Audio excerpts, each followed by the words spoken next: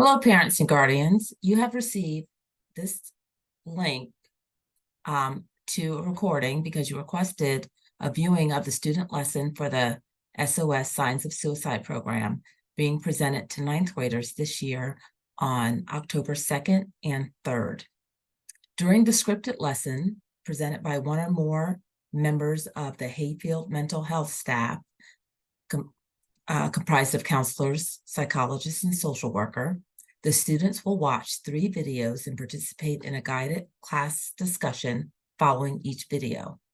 You will be able to view each video in full and hear all the discussion questions that accompany each video. After the presentation, students will complete a paper and pencil depression screening questionnaire. The questionnaire will be completed individually, and the presenter will read each question aloud to the class as the students answer their questionnaire individually. The questionnaires will be collected individually from each student to protect student privacy. You will hear all the questions from the depression screening questionnaire. So now we'll begin the lesson as the students will view and hear it. Today, we are going to be learning about suicide prevention. We will be watching some videos and discussing them as a group. This can be a difficult topic to talk about, but it's important to learn how we can help each other. If you feel uncomfortable at any time during the lesson, please raise your hand and I will help you.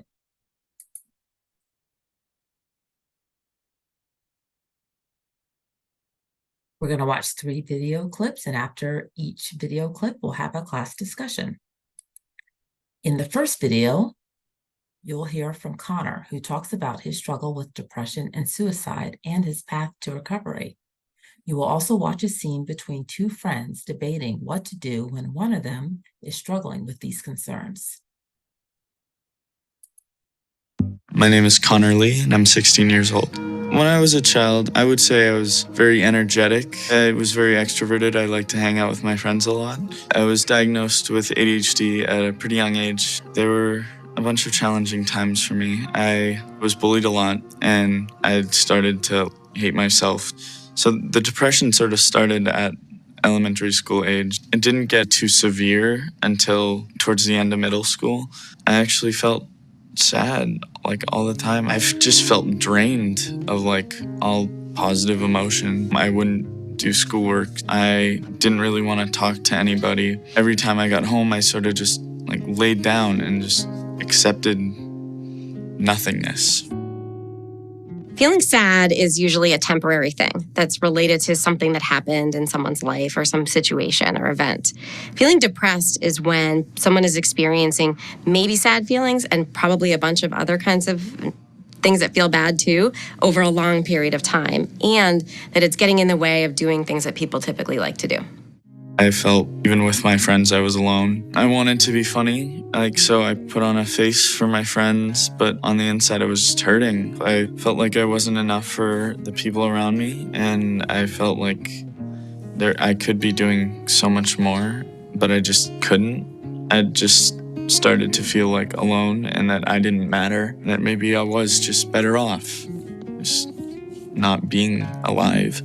My girlfriend at the time, she decided that she would take initiative and she would go talk to the school counselor. At that point, I was starting to feel suicidal. I talked to her about it a couple times. One of the things the school counselor made me do was she handed me a paper to ask, on a scale of 1 to 10, how do you feel on most days? How many times have you had suicidal thoughts? Which really made me see that this was much bigger than I had thought it was before. I was tired of hiding, so I made a post about it, telling everyone how I was actually feeling and that I had been portraying this character to them and it wasn't actually me. It got a lot of support, and I think it helped make me feel better. I went to therapy, and the first session I felt very awkward. I didn't want to be there. I didn't want to talk about it. It did help though. Getting to actually talk about it, even though it was awkward, getting to say how I felt to someone I am in a good place now, and the things that help me are theater is a big one, because that's my passion.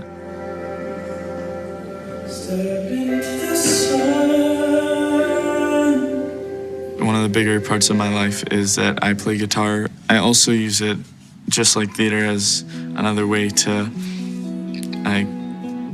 find an escape, to go home and I can play guitar and I can be happy with that. And I'm really happy that I can be myself and be who I want to be. I think because we know our friends, we tend to know when something is a little bit off, regardless of whether or not they openly state that they want help or that something's wrong.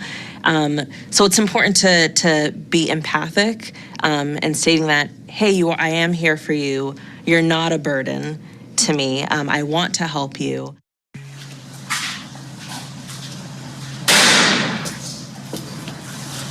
There you are. You okay? Yeah, I just don't like gym anymore. What? But we both love track. I don't know. I just feel tired. I feel like I have no energy anymore.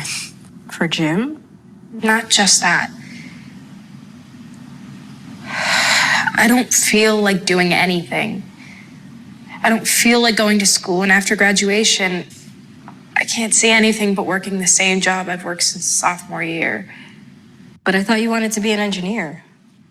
Can you see me as an engineer? Seriously? Well, what do you see yourself as? Nothing. That kind of talk worries me. The way you look worries me. Exhausted, wearing long sleeves when it's hot outside. You know I've seen the marks on your arms. So I'm a mess. Thanks for pointing that out. You, on the other hand, are getting out of here like everyone else. You even have a scholarship because you're so smart and talented. I have my own problems, Caitlin. Last year, I had to get counseling. It helped a lot. It showed me that when one thing goes wrong, it's not the end of the world. Yeah, but why would you need counseling? You've got it made. That's what everyone thinks. Leaves more room to live up to expectations. I even get stuck in my own head sometimes. I get that, but you never act stressed. I never would have guessed that you would. I was really close to my grandmother. And when she died, I had a really hard time. Sure, I covered it up in school, but it was really hard to get out of bed. I can relate to that. I'd like to go to bed, fall asleep, and never wake up. Now that really scares me. Look, the counseling helped. Caitlin, please, talk to someone. Who? When I was having problems, I talked to my math teacher, Mrs. Lynch. She helped me set up an appointment with a counselor. That helped me. Yeah, but you had a death in the family. What's my excuse? You don't need an excuse. If you're feeling down about something or you just need to talk, that's enough. You could start with the nurse. You could start with anyone. Look, I don't like the idea of telling my business to anyone.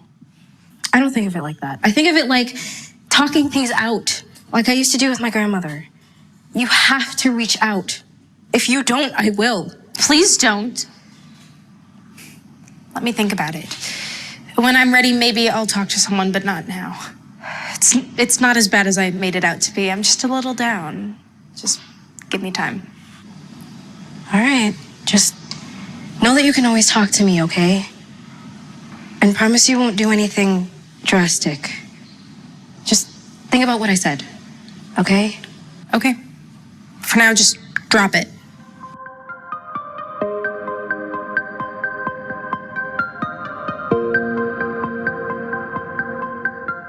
I'm just a little down. Just give me time. You're not just a little down. Take it from someone who's been there. I'm really worried about you. I'm gonna make sure you talk to someone, not just me, someone who can actually help. I don't know.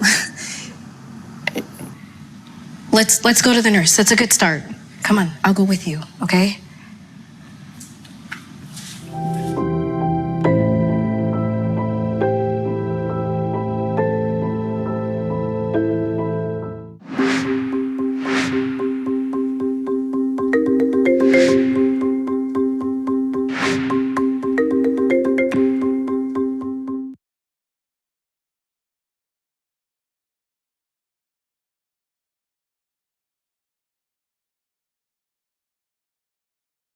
How does Connor describe depression?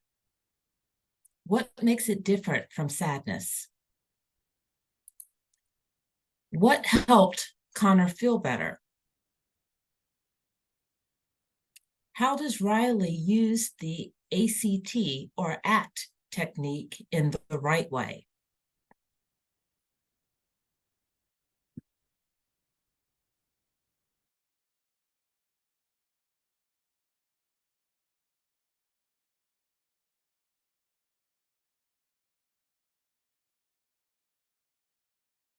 In the next video clip, you will hear from Ellie and her friend Michaela.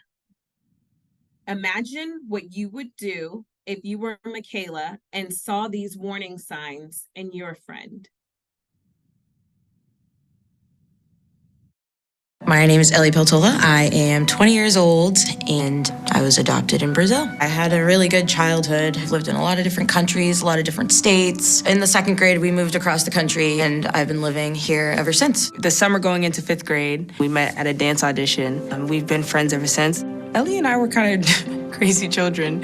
We used to make these little music videos. From the beginning, she was a joy. I had a lot of friends, enjoyed connecting with other kids of her age. I remember from a very young age always being very insecure and always not liking how I looked. Every little thing that people could pick apart about me is what they would do, and it really, really got to me. I was bullied really bad, and because of that, I felt so worthless. I felt like nobody loved me. I didn't care about my hygiene. I didn't care about what I was wearing.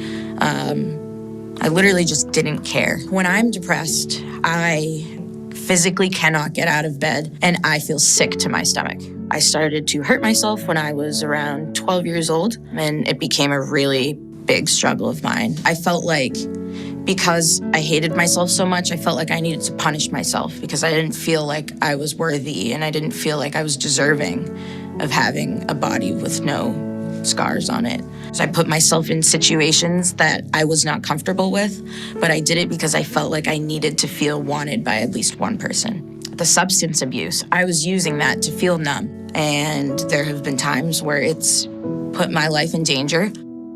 Some warning signs that I saw early on was that she didn't really have a plan for the future. She started becoming very angry.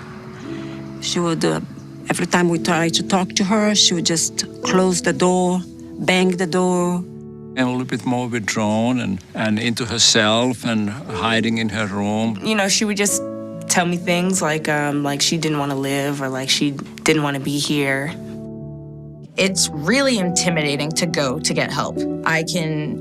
That's like an understatement. Like, it is so hard to admit that you have a problem and to be able to ask someone if they can help you. It was late at night and Ellie called me talking about how she was about to kill herself. And I was really scared, I was really nervous.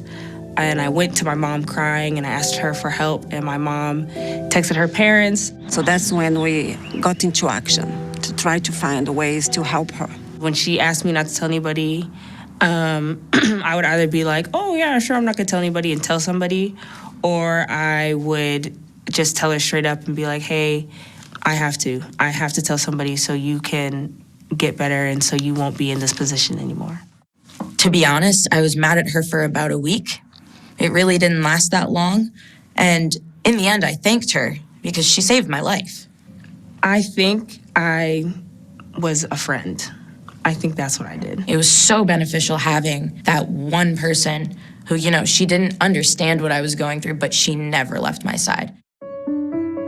I really benefited from therapy. In movies, depression, they make it seem like, your world is black and white all the time. And that's not true at all. Depression will always be something that I have, but it's definitely, the color has started to come back. And I still live my life authentically having depression. I learned about coloring and painting and anything art related. And that was actually one of the biggest coping skills that I used. My room has all these different posters that I've made, and I felt like working with my hands was really helpful for me. She loves life now. She has come a long way, and yes, I am very proud of her. She's a joy in our lives. I think she has already proven that she can live and others can live with mental health challenges. Because without the help, my daughter wouldn't be here now. And I won't be here to tell you the story about how wonderful daughter she is. I had a really hard time seeing that there were people out there who loved me. And I think that that is a really big thing to remember, is that you are loved. A lot of people worry that if they go tell an adult on their friend, that their friend's going to be really mad at them. And the thing is, sometimes friends are a little upset at first, but usually in the long run, people feel super grateful that someone cared enough to get them help. This isn't good. What? What isn't good? I'm worried about Carmen. Something's up. What do you mean? This guy in her drama club was asking me what's up with her skipping rehearsals. He said that when she does show up, it's like she's in her own world, zoned out. Well, that's how creative types are. Yeah, but she's got the lead role in this year's big production. How do you just not show up to rehearsals? Plus, she's not really hanging out with us anymore. Something's wrong. Yes, because there has to be something seriously wrong with anyone who doesn't want to hang out with us. Then this. She stopped posting anything like a month ago, and I've been texting her since last week, and she just responded this morning. So? It said something like, "It's okay, you won't have to worry about me much longer." I've been thinking about that TV show we watched, about the kid who killed himself, and how there are almost always warning signs, but you don't realize it until it's too late. Okay, if she had actually said something about, killing herself, then I'd be just as worried as you. But at this point, you're kind of just jumping to conclusions. You think? Yeah, maybe she just doesn't want you to worry. She's probably talking to other people, or she's just tired of high school plays. You should think twice before reporting her to the counselor. You think I'm overreacting? Yes, you are. I don't know, maybe you're right. I'll check in with her later and see how she's doing. And I'll leave Mr. Matthews out of it for now.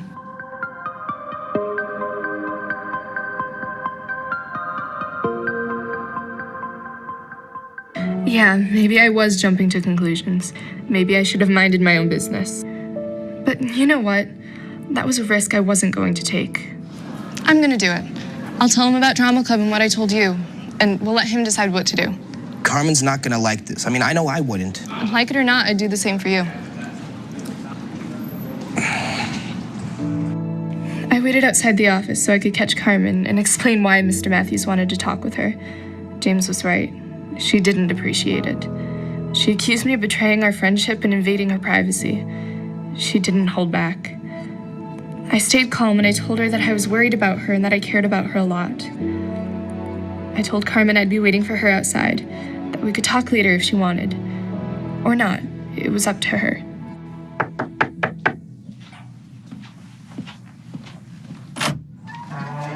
Hey, Carmen, come on in. I saw you in the musical last year. I had no idea you could sing like that. Thanks, but I know that's not why I'm here. You're right. I guess a couple of your friends are worried about you. Angelina told me. Why do you think she's concerned? I don't know. She said something about how I was skipping rehearsals and not answering her texts, not hanging out with her as much, things like that. Well, things like that are often signs that you're struggling with something you might need help with. All kinds of students need help for all sorts of reasons. That's why I'm here. Carmen, Angelina also mentioned a text that really had her concerned. Yeah, I know.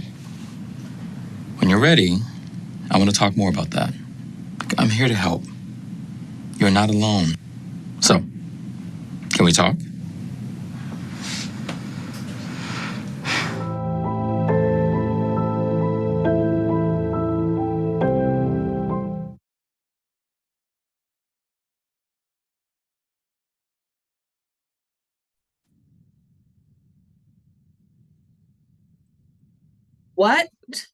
What warning signs did you hear in Ellie's story? How was Michaela a good friend to Ellie? How could you use Ellie's story to convince a friend to get help? How would you respond if you were Carmen and Angelina in this situation?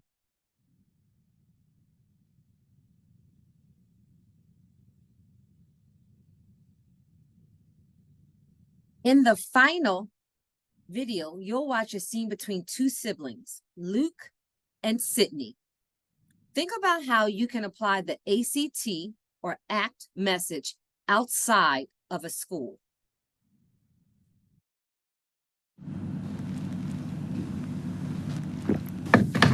Luke? Whoa, are you drinking? Did you steal that from Dad's liquor cabinet? He's your dad, not mine. Okay, well, our mom and my dad are gonna be home on Monday, and you trashing the house is just gonna give them one more thing to fight about. Think how happy they'd be if I wasn't here. Just the two of them and perfect little Sydney. I wish you wouldn't keep saying that. It's true. Mom wishes I was someone else. She wants the football games and the prom pictures with a girlfriend. Okay, so Mom's old-fashioned. Look, I know not being accepted for who you are really hurts. How would you know? Mom has that shelf full of all of your soccer trophies. She tells everyone about all your straight A's. Why are you attacking me? It's like you're angry all the time. No wonder you're getting in trouble at school. I know. I'm the problem in this family. There's no me, no problem, right? Okay, you're scaring me. You need to talk to someone. About what? Getting drunk? Yeah, I'm sure that'll go over well. Yes, and about school, and about how you're sleeping all the time. This is the first time I've seen you awake this weekend, and look at you. I'm not trying to be mean, Luke. I'm worried about you. You don't get it. Who would I talk to? No one gets it. Well, what about Uncle Jeff? He wasn't perfect in high school. You heard the story about how he crashed the family car? I'm sure he'd understand. And the first thing you do is tell Mom. We could text that crisis line that we learned about in school. Whoa, what crisis? Look, I'm drunk. Don't worry about what I said. I'll take care of the mess. Please, just leave me alone. Promise me you won't drink like this again. And try to talk to somebody. If you promise to do those things and actually do them, we'll see where this goes.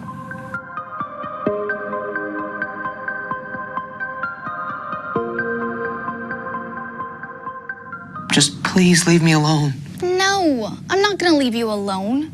You're my big brother, and I'm scared to see you like this. I feel like I'm falling apart, Sydney. That's what a crisis is, right? Look, I'm gonna text the crisis line, and I'd feel better about it if you said you were okay with it. Yeah.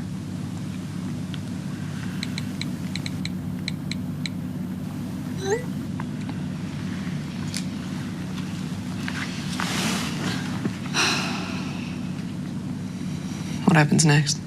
I don't know, we'll figure it out.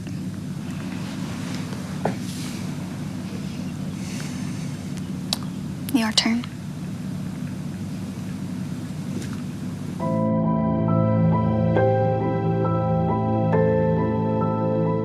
Some of the common myths that exist about suicide are that if you have a conversation with someone about suicide, that you might introduce the idea where it had not been on their mind. And we know that that is not true. Very often, talking about suicide is an indication that someone is seeking help. So the majority of people who are thinking about suicide have something like depression, either depression or some other mental health condition going on. Depression is definitely something that is treatable, and people feel much better afterwards. So there are different ways that people can feel better. One of them is by taking medication. Sometimes it's also by going to counseling and talking to someone to talk through problems or to think about other ways to cope. So some healthy coping strategies would be connecting with others. So making sure that you're not isolating yourself, but that you're spending time with your friends. Exercising as well. So if you're an athlete, just making sure that you're continuing to take part in those activities, as well as journaling. So if you're someone who likes to write, using that as a mode of self-expression.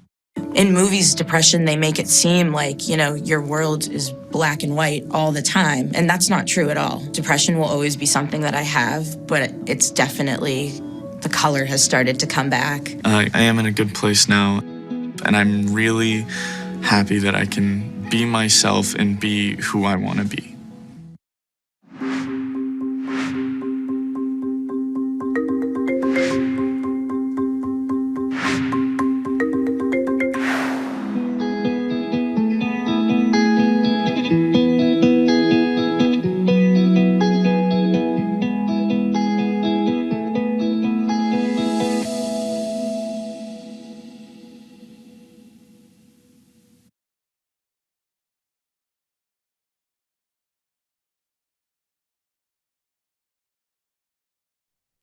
What warning signs did Sydney notice?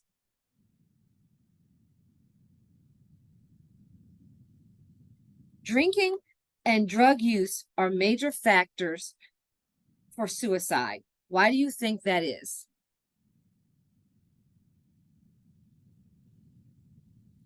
Asking someone about suicide will not put the idea in their head. Instead, can help a friend by talking about suicide. Instead, how can you help a friend by talking about suicide?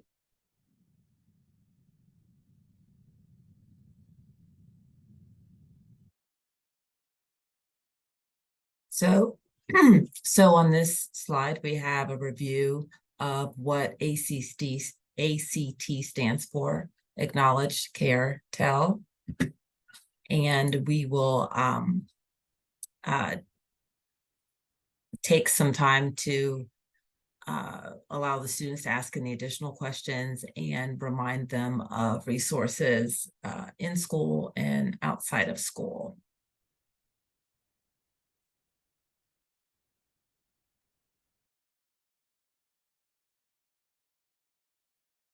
At this time, we will read out loud to students the screeners and ask students to circle yes or no on the SOS signs of suicide, brief screen for adolescent depression, BSAD screener. I will read the questions out loud. Please answer the following questions as honest as possible by circling yes or no response. In the last 4 weeks, this is question 1, have you felt like nothing is fun for you and you just aren't interested in anything? Question 2, have you had less energy than you usually do? Question 3, have you felt you could not do anything well, or that you weren't as good looking or as smart as most other people?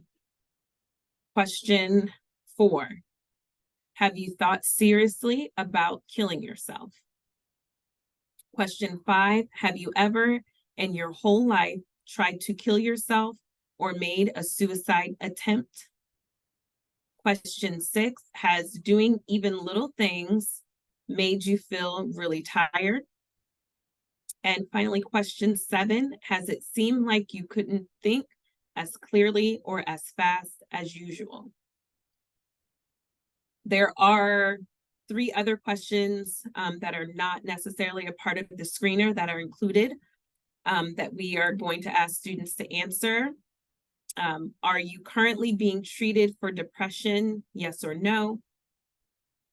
And identifying trusted adults. List a trusted adult you could turn to if you need help for yourself or a friend.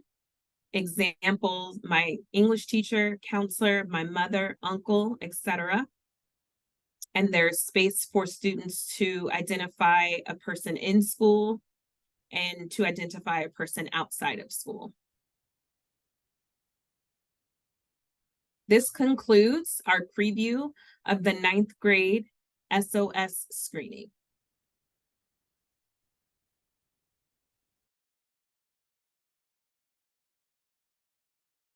It stopped. I stopped the recording. Okay. I think